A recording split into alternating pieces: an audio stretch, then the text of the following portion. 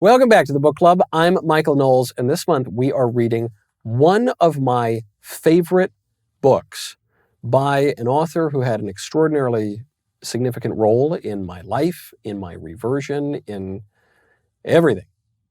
And I'm joined by Neil Shenvi, a homeschooling theoretical chemist. You are a man of many talents who does many things. You're an apologist, you are a chemist, you're a scholar, and you're a Christian. Yes. This book, Abolition of Man, written by one of the most famous Christians of the 20th century, really is not even particularly Christian. Mm-hmm. You certainly don't need to be Christian to appreciate the arguments. It doesn't really rely on Scripture, or if it cites Scripture maybe incidentally. Mm-hmm. In 1 minute or less, can you explain, for those who haven't yet read it, what this book is? Sure. So Abolition of Man is Lewis's treatment of modern education, and he sees it as a destructive force. He thinks that the way we're teaching kids, this is back in 1943, he gave these lectures, and he thinks that modern education is undermining the doctrine of objective value, the idea that there is objective beauty, truth, and goodness out there in the world, and that how we're teaching kids is undermining their belief in that idea. And that will inevitably erode their ability to be virtuous, to act virtuously. But it will also lead to what he fears will be totalitarianism. That will lead to a state that is trying to engineer a new human nature by undermining what he calls the Tao, which is this idea of objective moral values and duties existing out there in the universe. So it's an incredibly prescient book. And even today, when we face different problems in education, I think you can still appeal to his understanding of what he calls the Tao, this natural law, as the key to reversing the damage we've done through modern education.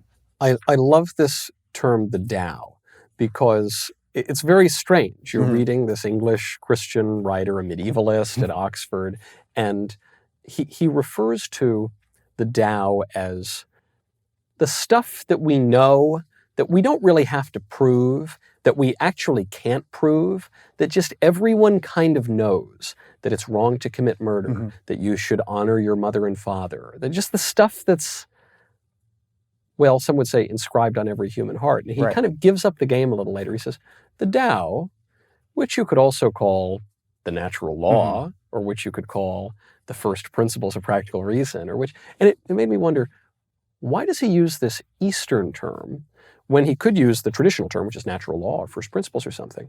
And it's because, as you say, he's writing by the middle of the 1940s, toward the end of the Second World War, this culture that has largely lost its faith. He's writing, he's not referring constantly to God and to Scripture. He's writing to a culture that is atheistic, that has become fascinated with the East, having abandoned its own Western religion. And so he's, in a way, he's almost tricking them into recovering their lost cultural and intellectual patrimony.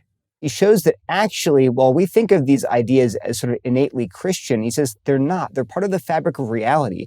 And thinkers across time and space, and they've recognized these ideas that, like you said, don't murder, don't steal, honor your father and mother. They're not just found in the Ten Commandments. They're part of the moral fabric of the universe. And everyone from Confucius to the ancient Egyptians, the Babylonians, to Christians, to Jews, to Muslims, they all affirm these same ideas. And actually, there's a similar appendix in a book by Steven Pinker, who's a Harvard atheist psychologist. The book is called The Blank Slate.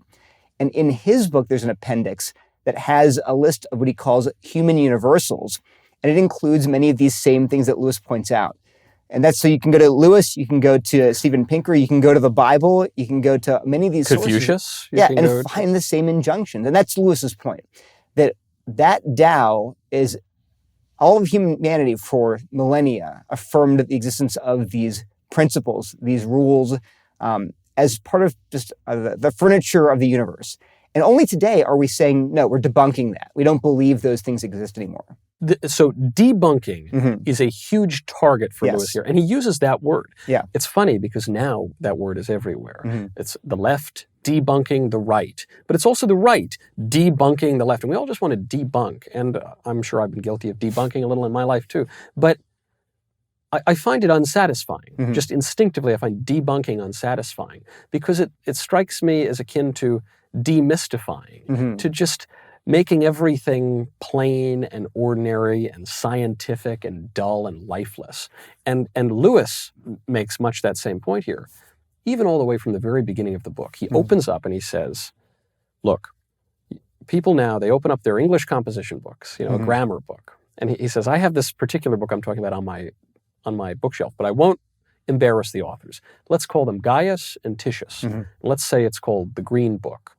The Green Book says, when you approach a mountain, you would say, the mountain is sublime.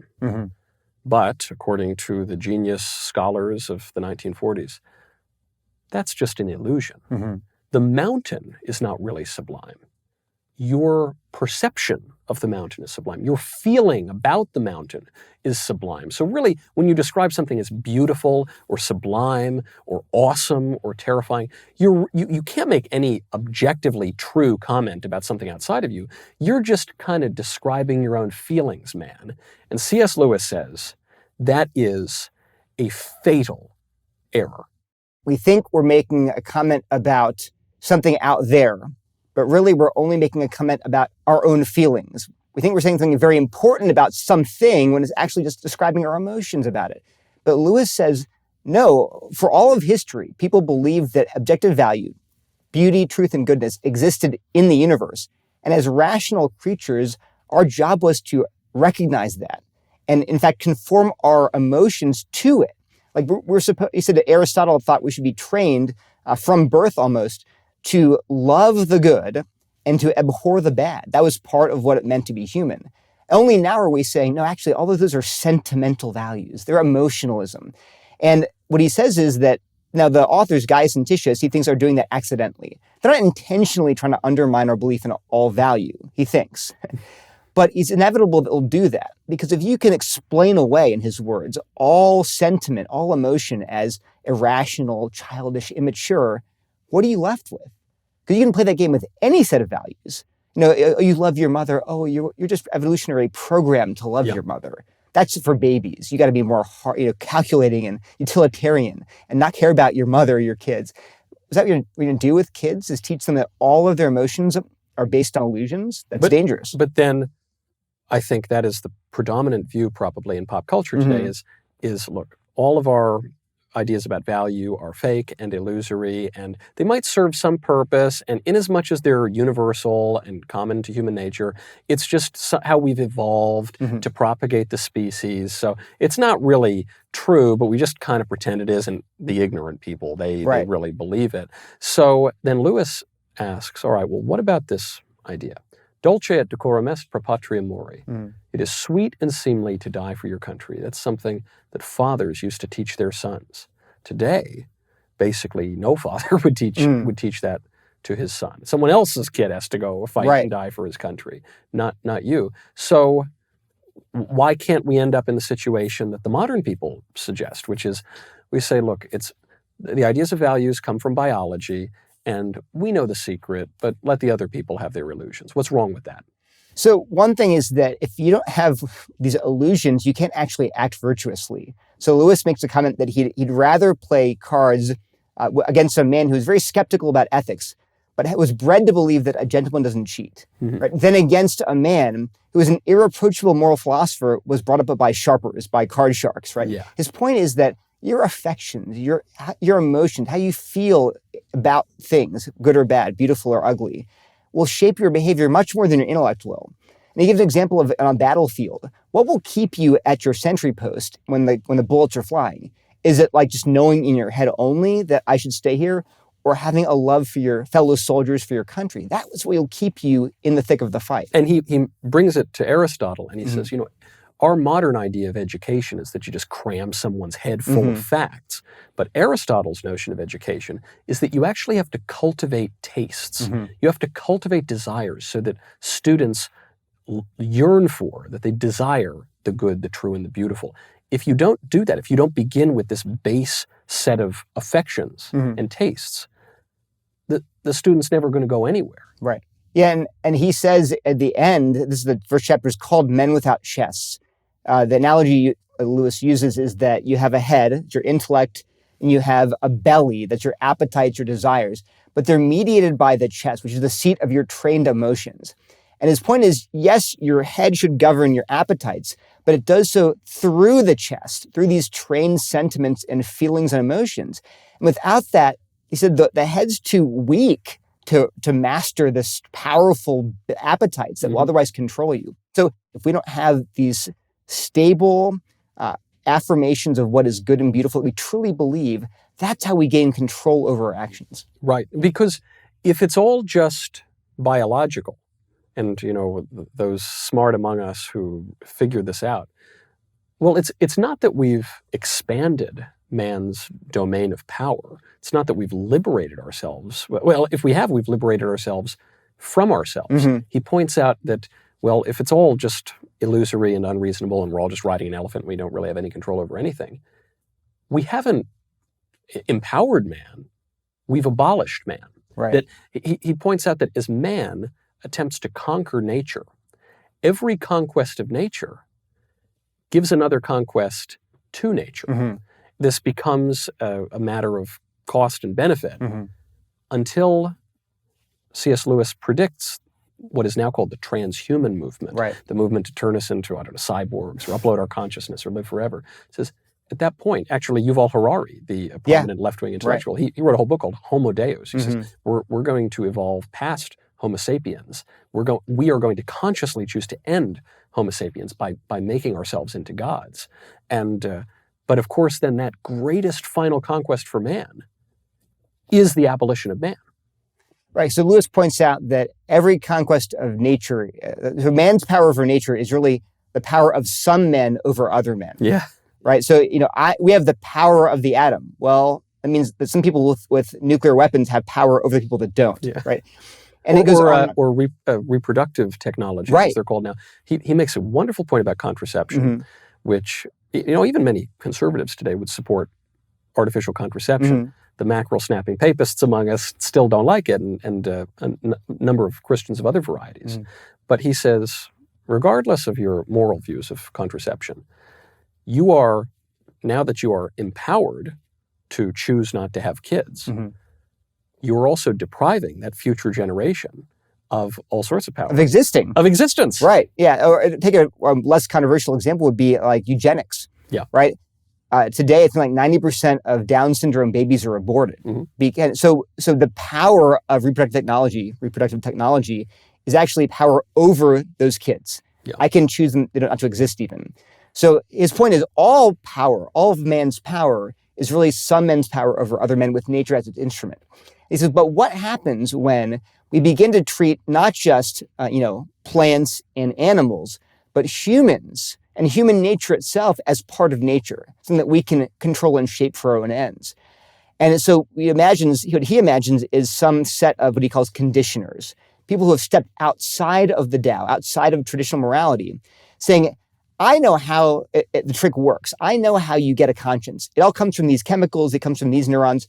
So I, as someone outside of the Tao, am going to engineer what the future generations are going to feel in their conscience. Maybe I'll make them ruthless. Actually, I think Hitler has a scary quote about how he's going to engineer a generation of kids that are remorseless, without consciences. That was his desire. Now, he didn't have the technology to do it, but Lewis worries about a day in which this omnicompetent government and the powers of science will be put in the hands of a small set of 100 people who are going to raise up a new kind of human being with a new kind of human nature. And that will be the abolition of man. Yeah. So he foresees all of this. Yeah. Which does appear to be coming to pass almost exactly as he predicted. And so we can all name these aspects of the Tao. I just named some a few moments ago. Honor your father and mother, and don't commit murder. But for our skeptical age, for our scientific age, how do you persuade people that this is real? How do you prove, for instance, that you should honor your father and mother? His point in the book actually is that you can't pick and choose. So you'd say, well, how can I have some parts of the Tao? Because I like some things like don't murder. I like that one. Yeah. And I like the idea of keeping the vulnerable safe, protecting the vulnerable. I like those parts of the Tao. But I don't like the whole you have to be faithful to your spouse. Yeah. I don't like that part of that. So so his point is that modern people like Gaius and Titius, they want to keep some parts of the Tao, but leave other parts. But his point is, First of all, you can debunk all values the way you debunked the ones you don't like. So you could say, well, we're programmed to be faithful to our spouse evolutionarily, but that's for educated people like us. We can discard that. Yeah. Maybe you're programmed to love your parents, Right. or you're programmed to keep the vulnerable safe. So why not debunk those too? You either have to accept the fact that there is a moral universe and all of it is there. We have to simply conform our wills to it, or reject all of it. Yeah. You can't pick and choose. He actually says the rebellion of the new ideologies against the Tao is a rebellion of the branches against the tree. The branches in the tree analogy is really good because they are there even to allow for reasoning. So when he points out that the Tao is synonymous with the first principles of practical reason, he observes that you need to begin with certain premises, even just to think. So you have to believe that your faculties of reason are reliable, for instance. A mathematical analogy maybe is easier. Mathematics rests on certain axioms. A equals A plus B equals B plus A, a number of axioms. You can't prove the axioms.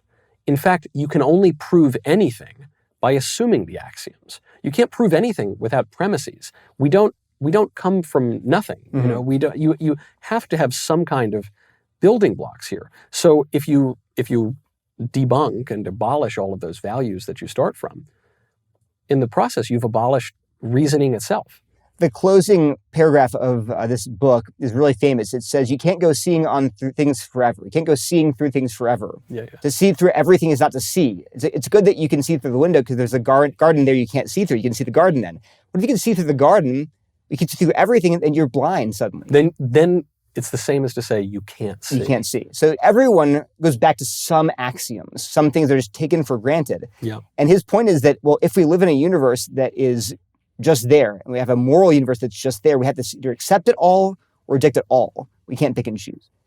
That idea of simply accepting the reality of the morality of the universe, the Tao, goes against the spirit of both magic and science. He said, and this is a great passage where he says that the serious magical endeavor and the serious scientific endeavor were twins. Yes, because we think in supposedly enlightened modernity that science is really the contrary. It replaced magic. It's the replacement for magic.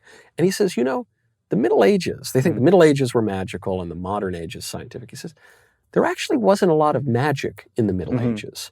Actually, magic only really begins to come about in the late 15th century, the 16th and the 17th century. And so, as you point out, the scientific and the magical endeavor are twins. So what does that tell us about science? Well, he wouldn't. So he keeps saying, I'm not anti-science because people are going to read me as anti-science. I'm not anti-science. What he's anti is the idea that the human will takes precedence over reality. So he has a great quote explaining what his criticism is. The cardinal problem was how to conform the soul to reality. And the solution was knowledge, self-discipline, and virtue. To applied science and magic alike, the problem is how to subdue reality to the will of man, and the solution is a technique. In other words, in the past, you'd say, here's some problem that I have. How can I shape my own views, how can I shape my own character to either confront this problem, to accept it, to change what I can, to accept what I can't, something like that. It's an internal, inward focus. But to science and magic, the solution is either wave this wand or press this button. Right. Problem solved. Fix reality. Don't fix yourself. Now, sometimes that's great. If you have a disease, you want it cured. Yeah. Other times you're like, well, I'm not sure why I'm depressed. I'll just take this pill. Let's look inside. Maybe I'm not viewing reality properly. But to us, we instantly look for that button to press to solve our problems. And he's criticizing that. This isn't only a problem for the left. We sometimes push these scientistic and secular pathologies. We say it's a problem of the left. But the right sometimes does this too. When we want to dominate nature, when we want to, merely impose our will on all of reality rather than live in accord with nature. Sure. You see this especially with the natural environment, the difference between a conservative conservationist and someone who just wants parking lots and factories everywhere, which would have. There was a time when William Blake would refer to those as dark satanic mills before we came to worship materialism and dominating reality too. So this problem of modernity really involves all of us, just as the Tao involves all of us too, Right. if we're going to be really living in accord with our human nature. So then where does this leave us in 1945 or 2024? Yeah, I think the big difference, so obviously there's tons here that is very prescient and relevant today. Like you said, like the WHO, well, these big organizations, there are people out there, a cabal of people maybe existing who are thinking, how can we engineer humanity? But personally, I think the bigger threat doesn't come from this small cabal of scientists and politicians that Lewis really feared. I think the push towards soft totalitarianism comes from the true believers that are in the sort of the woke movement. Yeah. So earlier in the book, he says that he criticizes Gaius and Titius for worrying that the main problem is excessive sentiment. It's a problem that most students have today is too much emotion, and therefore they're debunking all that stupid emotion. And I want to look at him and say, but I think today maybe that is a problem, in that because Lewis says the problem is a dearth of sentiment. They don't really feel anything. Or they're vulgar. Their sentiments are just like their bellies, basically. Yes. Yeah. Which is also a problem still. But I would argue that what we're looking at today in large swaths of our culture, in the woke movement, is actually what he would call a new ideology. Yeah. The idea, and so he talks about how new ideologies are really just one fragment of the Tao, ripped from its context in the whole, and swollen to madness in its isolation. So you take one principle that's true, then it becomes the only principle. When Lewis wrote that, it immediately made me think of another British philosopher, Michael Oakeshott, who in Rationalism and Politics, he says, this definition of ideology so stuck with me that I memorized it. It says that ideology is the formalized abridgment of the supposed substratum of rational truth contained in the tradition. And it struck me when I reread Abolition of Man because that's exactly the definition. Yeah, the abridgment. That's the key, is that you take one true piece, but then it becomes the only piece, and everything that's oriented around that. So for Lewis, actually what he was worried about in a lot of his novels was the idea that the preservation of the human race became the only good. And everything else, whether love for your parents, love for your children, justice, mercy, all those other things became subservient to preserving the human race. Yeah. But I think today we have one of those ideologies that Lewis didn't foresee, which is, again, this critical theory stuff. And the one principle is protecting the vulnerable. That becomes the only virtue, keeping people safe from oppressors and overthrowing oppression. That's the only virtue. Everything else gets thrown out. Sexual morality, justice, fairness. So Lewis is right to say, hey, these new ideologies take one piece that's correct and they make it the only thing that's dangerous, monomaniacal. But he worried about eventually these conditioners abolishing all value. I don't think we're there yet. I think most people are dealing with that new ideology of saying the only thing that matters is oppression and liberation. And everything gets viewed through that lens. And so today, we're not teaching kids to debunk all values. You go into a classroom, the yard signs, they don't say all values don't exist. The yard signs say what? No, in this house we believe this. And they all boil down to protect the vulnerable. And again, that principle of keeping the vulnerable safe is something you find in the Tao. Right. But there are other things you find in it too. And that the Tao also it's not just written in stone and is lifeless. Lewis points out there can be moral advancements. To go from do not do to others what you would not have them do to you, to the golden rule from our Lord, which is do unto others as you would have them do to you. Lewis says this represents a moral advancement. And a moral advancement is different from an innovation. Right. He says the moral development, and actually the Catholics have this idea of the development of doctrine, not changing, not innovating, but developing. And Lewis is articulating the same idea here, which is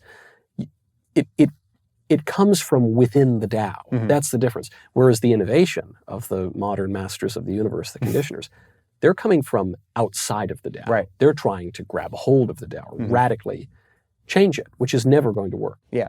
He compares it to a man who says, you like vegetables moderately fresh. Why not make them yourself and get them completely fresh? To someone who says, just throw out those vegetables and eat bricks. Yeah. and bugs, which the modern conditioners want us to do. It's like the Nietzschean view. He's like, that's such an innovation. That's not a development, a natural development. It's such a brand new idea that's completely at variance with the Tao. Yes. Yeah. He even, you mentioned propagating the species. You say, the modern person would ask, and legitimately is asking now, why is it good that the human species be propagated? I mean, there are people who are anti-natalist. That's right. Yes. The whole movement. People who want to replace babies with puppies or whatever. And they say, why is it good that the human race persists? Lewis says you can't really prove it. You know, you have to begin with that. And he says there's even, we have this sense of imperative statements. You know, don't murder that person. Don't do this. Don't do that. But we can't. In modernity, we can't really derive those imperative statements from the bland scientific facts that we observe about the world. Something a little bit more is required, which the modern scientific mind just can't this comprehend. is called Hume's guillotine. You can't go from an is to an ought, right? There's things, they are true, but should they be true? It's like saying, I often compare it to physical facts. You can have a physical fact like, you know, the Earth orbits the sun. That is true. But you would never say, therefore, it should be true. What does that even mean, it should be true? It's a fact, but you can't go from it to what you then should do with that fact. Or I could say, it is true, I'd be very happy if I ate a gallon of ice cream. That's a fact. Therefore, I should eat a gallon of ice cream. It's like, well, you can't get from an is to an ought. But then, and Lewis insists on that point in the book. But of course, Aristotle would say, well, I can see that you have eyes. And I can conclude that the eyes are foreseeing. Right. And so and I can conclude that you ought to see through your eyes. And I'm using a less lurid appendage than maybe some ethical imperatives come from. So in classical philosophy, people don't fret so much about this is-ought distinction. Because he has an idea of telos, of purpose. So this is everyone did before modernity. But Lewis would actually agree that they're not smuggling in, but assuming there is purpose. And Darwin really was one who undermined the idea of purpose in anything, at least in nature. We can have purposes. Humans have purposes, but nature's purposeless. And once you assume that, then it is fair to ask, well, just because it is true that you have eyes that can see, but ought you to use them to see? Why can't I pluck them out? Right. So again, Lewis points out that the ancient people just thought that way. Yeah, of course things have purposes, but we've, in modernity, separated these two things. And he would argue that, yes, they are distinct, but they are connected because we live in a moral universe. On this point of purpose and the ends of things, I would be remiss if I didn't mention an extraordinary coincidence, which I learned about 5 minutes before we started filming. I mentioned this is one of my favorite books. It's probably, I think, my favorite of C.S. Lewis's books. Just judged on the book itself. But the C.S. Lewis book most dear to me and the most important for my particular life is Mere Christianity. And it's because I was a college student. I was practically an atheist. I might have actually been an atheist at the time. This would have been 2008, 2009, somewhere around there. And I was walking by the Commons, now called the Schwartzman Center, big prominent building at Yale. And there was a guy with a table of books, giving them away. And I didn't believe in God, or I wasn't Christian certainly, but I was and remain a frugal cheapskate. So I like free books. And I saw he had a few books there, and one of them was C.S. Lewis's Mere Christianity. And I just took it, said thanks, nice guy. Didn't read it right away, took it home for the summer, sat out in my little yard in my home, like true white trash. I was sitting there with a lawn chair, like a beach chair and a cigar, and I'm reading C.S. Lewis. And I got to the end of C.S. Lewis's Mere Christianity, and I said, by God, he's right. Wow. And it was one of the pivotal moments in my life. Top 5, certainly, in maybe top 3 in my reversion. And I said, oh, you were at Berkeley and you were at Princeton, you were at Yale, right? And you mentioned that you were at Yale. We overlapped for 2 years. And you said, yeah, as a matter of fact, you know that building, Michael, the Commons? Yeah, a friend and I we'd stand out there and we'd hand out books. Yep. I was at Yale. I was at the book table. I don't know if you were one of the people that I saw there, but we were handing out C.S. Lewis books and Tim Keller's Reason for God. And now, why was I there? This is the other part of the story. I was at the table because when I was an undergraduate at Princeton, there was a Campus Crusade for Christ, a crew book table in front of my dining hall, and I was also a cheapskate, and I was not a Christian, and they were handing out Mere Christianity, Screwtape Letters, and the Bible. And I said, no Bible, thanks, but I can buy these books for free because I recognized his name from Chronicles of Narnia. I picked them up, and that was one of the top 3 moments in my life when I became a Christian. And then when I went to Yale as a postdoc years later, I got involved with that book table, and I told the other students that were with me handing out books, I said, this is how I became a Christian. So you never know what one of these books will do, what God will use it to do. So, yeah. I don't Amazing. think it was you that gave me the book. Okay. You mentioned a friend of yours. Yeah. And I Googled him, and I'm almost positive it was that guy. I've thought about that guy for 10 years now, because I thought, this guy doesn't realize that standing at this table with these books radically changed my life. Mm-hmm. The fact that you had, look, that coincidence alone is crazy, that Yeah. you were at Yale and you were involved. The fact that then you had virtually the exact same experience. Right. We are only sitting here right now because of, a modern person would say, a chance encounter, probably a Christian would say a providential encounter. Yeah. That led us to be discussing that specific author in question, Right. C.S. Lewis. And it's a point I make because, I certainly care about the souls of our viewers on this show, but also just a point on books. The whole point of this show is we live in a culture where people don't pay attention to important things, and we don't avail ourselves of the great cultural patrimony, and the purpose of which is not just to delight us for a brief period, but to make us really understand objective reality and to come to know ourselves and come to live as we ought to live and live in accord with nature and the God who created nature. Just one little book can change a life radically, Right. or two lives for two people who end up more than a decade later sitting down talking about the very same author. Before I let you go, Yeah. what's your latest book? Critical Dilemma, co-authored with Dr. Pat Sawyer, and it's all about one of these new ideologies, critical theory and the social justice movement. So if you want to pick it up, we have endorsers who are both atheist and Christian. If you want to get a handle on critical theory today, it's a great resource. It might well be a book that could change your life. I'm Michael Knowles. I'll see you next month on the Book Club. Thank you so much for watching this episode of the Book Club on PragerU. PragerU is a 501c3 nonprofit organization, so we rely on donations from viewers like you to keep this content on the air. Please consider making a tax-deductible contribution today to help keep this content coming. Thank you very much.